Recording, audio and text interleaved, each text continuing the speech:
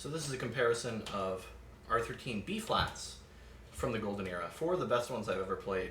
I made a few days ago a comparison of A clarinets that I used two different mouthpieces on, and I used the original barrels. This is going to be a lot less in-depth. This is just going to be, really quick. This first one is a 60,000. I got this from Ron Rubin in the Philly Orchestra, overhauled by Mark Jacoby, and probably by Hans Menig before him.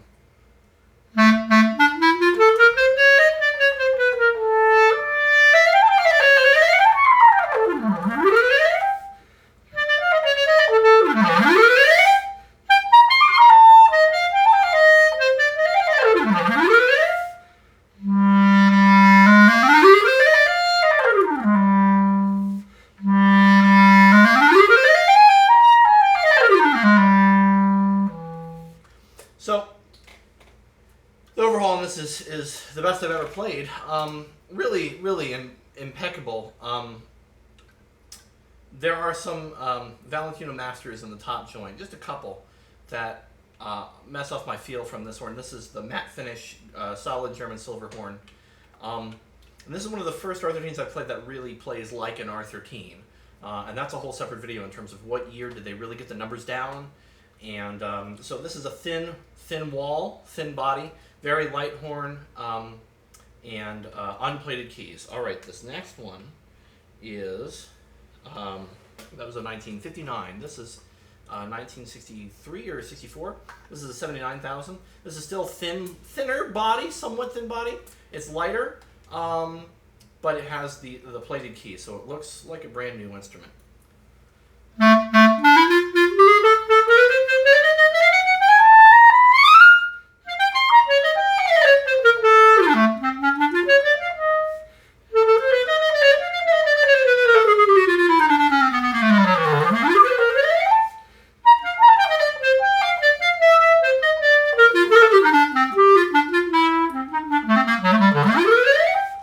So this might be my favorite horn I've ever played. And this is on mostly original pads. It needs a full overhaul.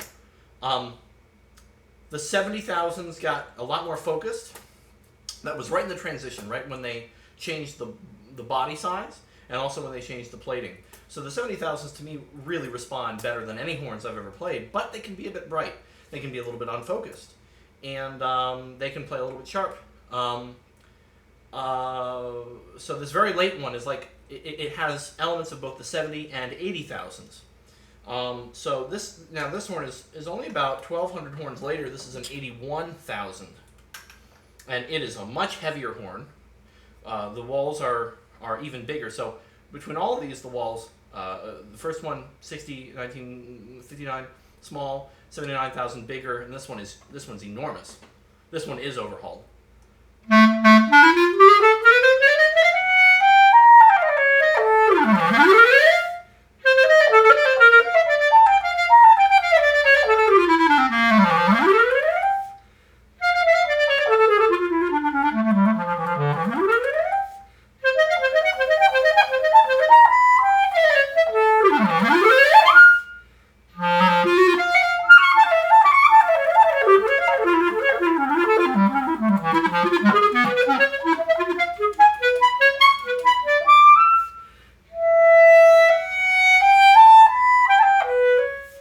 So this horn is a lot more covered than the 79,000, and it has more hold.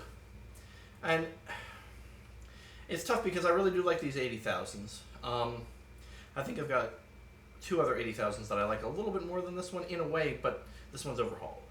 I like how much this really sounds like a modern horn,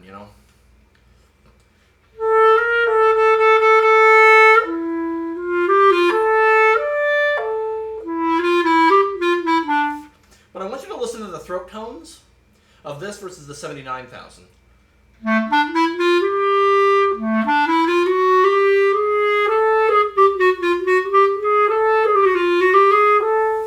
So those throat tones are really nice and lovely. But listen to how much more they just shimmer on this 79,000.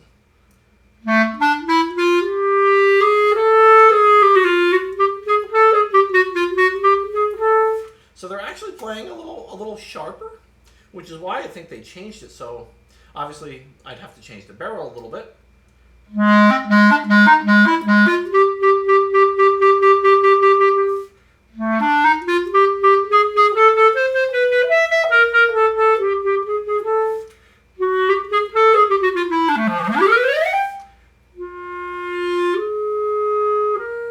Those are just the most clear throat tones and I've ever played, probably. They're just, here's that 81 again.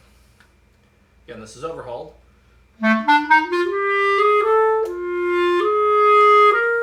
They're almost there. Compare the throat tones on the 60.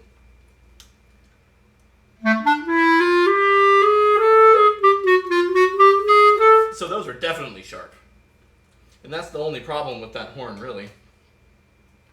Now the last horn I have is the one that I played most of my gigs on the last year and a half or so. And this is a 1968. This is a 100,000. 106,000.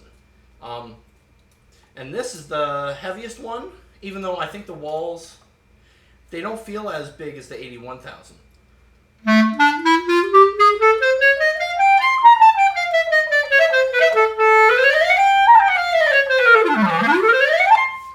So this is also on mostly original pads.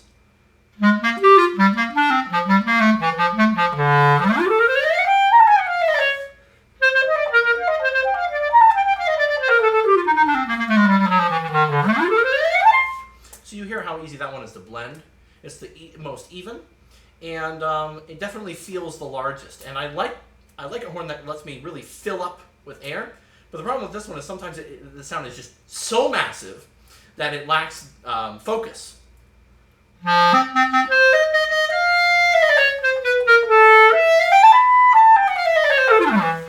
Compare that to that 79,000. I can really open up that one too, but and this one is in worse pad condition.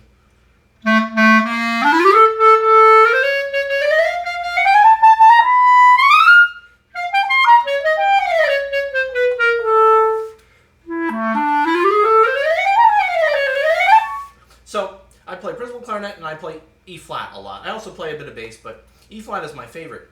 And what I love about E flat is how it projects. It's a double-edged sword, but it projects. And to me, the 79,000 is the horn that projects most naturally and escapes bright versus dark. You know, is this bright? Is this dark?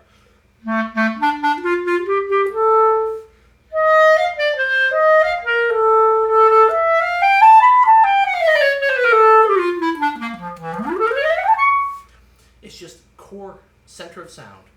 So, as opposed to my A clarinet video, which you should check out, I didn't do this as much as of an educational tool, but these are just some of the best clarinets I've played, and this is some of what I look for in a clarinet. I want a horn that really projects, allows me to get the sound to the back of the hall, and that allows me to zero in on pitch and on focus, and I can project through the focus.